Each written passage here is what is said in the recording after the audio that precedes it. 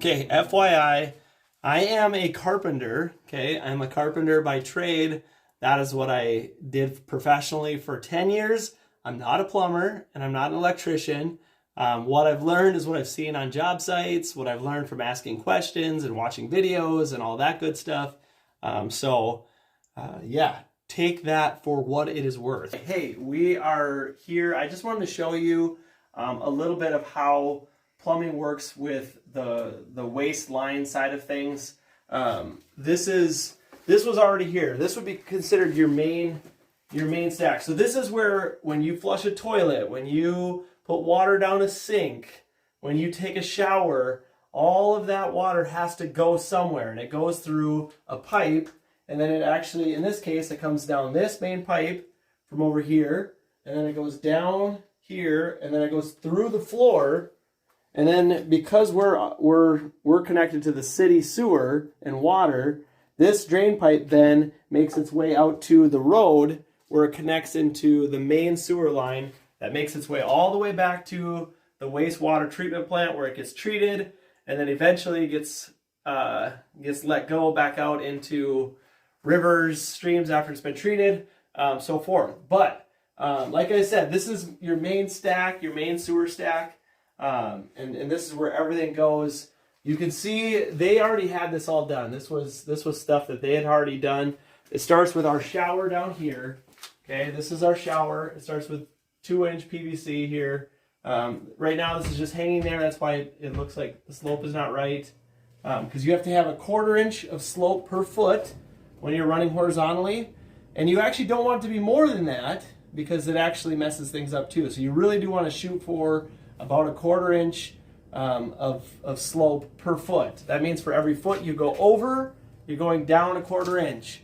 Over a foot, down a 1/4 inch. Over a foot, down a 1/4 inch. Okay, so that's the idea. This was already here, so that's the shower.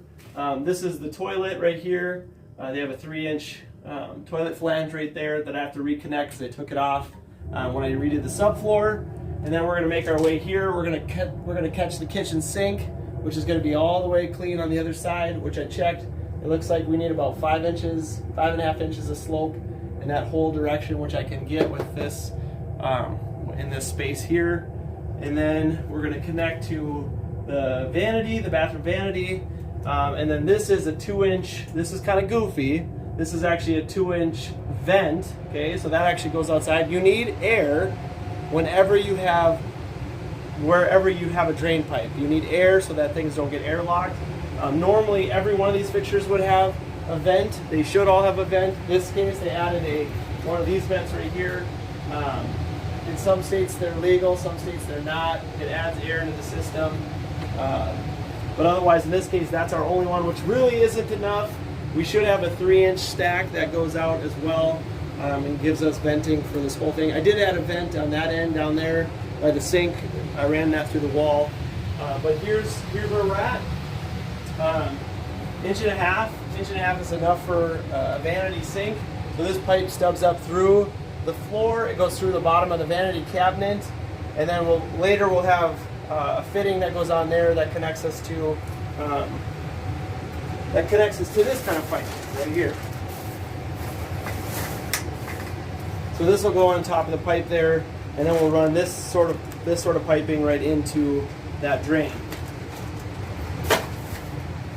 So yes, this is going to come down here. I have a 3. Again, I don't know all the technical terms of them, but this is a 3-inch, and then it has a Y. I don't know if you can see it on here, a Y 1.5 inch. If you check that out right there. And now I'm going to have a 90 here, and that's just going to connect right into there. And that gives you a nice nice slope, nice easy turns.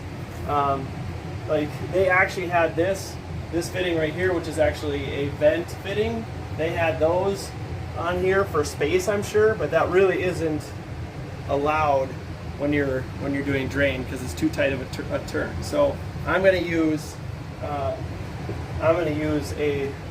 long sweep 90 like this, and that's going to go down, and that's going to connect to this right here. So I'm applying the purple primer, which prepares the surface for the PVC cement, which is in another bottle. It does say that it should be basically wet. You're not supposed to just sit.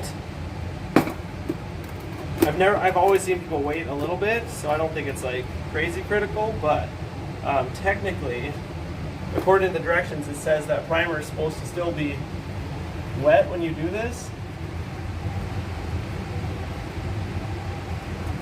So then I'm going to add it to both sides. It says to add it to both sides of the fitting. You want to have a good amount of it on there, coating it, but not crazy. And then you push it on there. You got to hold it for a couple of seconds. You'll know because it'll start sliding down if it's not been long enough yet. You're supposed to basically push it on and kind of do a little quarter turn, which I already did. And in this case, I'm not lining anything up yet. So we made these connections right here. So now this is connected. When I put this on earlier, when I put this one on, you can see there's actually two little marks right there. They have marks all the way around to give you reference lines there. But I put this on there and I intentionally lifted that, I twisted that pipe so that it's up just a little bit. I didn't get crazy, but I did twist it so that that 1.5 inches is up a little bit. And then, you know, again, I want to make sure I do have slope. You know, in this case, I got a little bit more slope than I needed to probably have there. But that's about, you know, 1/8 inch and a foot. But that's what we're shooting for, so that pipe has a little slope as well. But yeah, again, trying to maintain that slope is what you want to do. All right, so this is going to feed, like I said, this is going to go all the way down to the kitchen sink. We're going to run a 2-inch pipe all the way down. Again, I'm using a Y. It's a 3-inch to 3-inch to a 2-inch, but it's a Y. And then I'll run a street 45. It's going to go like that. But a little thing that I like to do, again, what I was talking about earlier is if I took these two little lines, those two little hash marks on here, they're right here. You can see there's a factory line right there. That's basically the center of the pipe. Okay, and then this side has another little line on it. Okay, so they have two lines. And then if I was to put my level across this, I know I have slope. I have quite a bit of slope on that right now. Okay, and so what I did, I could actually ease that off a little bit. Okay, so that pipe, that line runs all the way through the middle of the pipe. I have a mark right here, again. And then what you can do is you can put a little mark on the pipe, and that's my reference. That's what I want. That's what I want this to actually line up to once I slide this pipe on. And then I'll know this has already a little spin on it, and it won't be, that way it's not sitting there level. Okay, when you're measuring the pipe on 3-inch, the pipe actually seats in 1.5 inches. On the 2-inch, it's actually 3/4. And on this, it is also 3/4. Maybe it's not quite 3/4. 5/8. Okay, because you can see right in there where it starts to, it has a little chamfer. Maybe you can't see it right there. So you're basically, if you measured from the outside to where it starts to angle back there, can you see that? That's 5/8 of an inch. So if you measure from this, you know, from the outside to the outside of another pipe, then you would have to add the 5/8 inch on each end. So we're supposed to have a slope with plumbing because Yes. things must be able to go down, Yes. correct? Correct. That's the whole goal. Yes. But why do we have this? This does not make sense to me. Yeah, I mean, it probably does look like it doesn't make sense, but so this is called a P-trap, okay?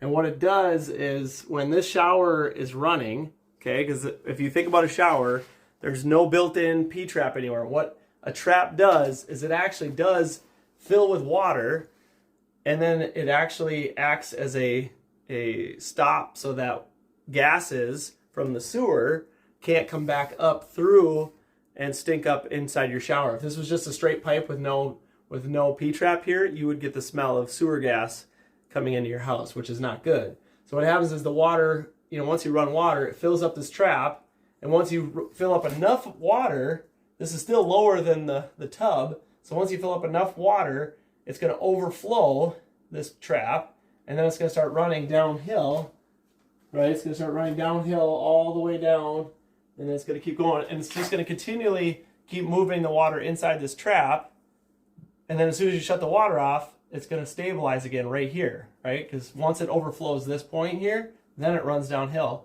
So if you were to cut this open, there's going to be water sitting right in this trap.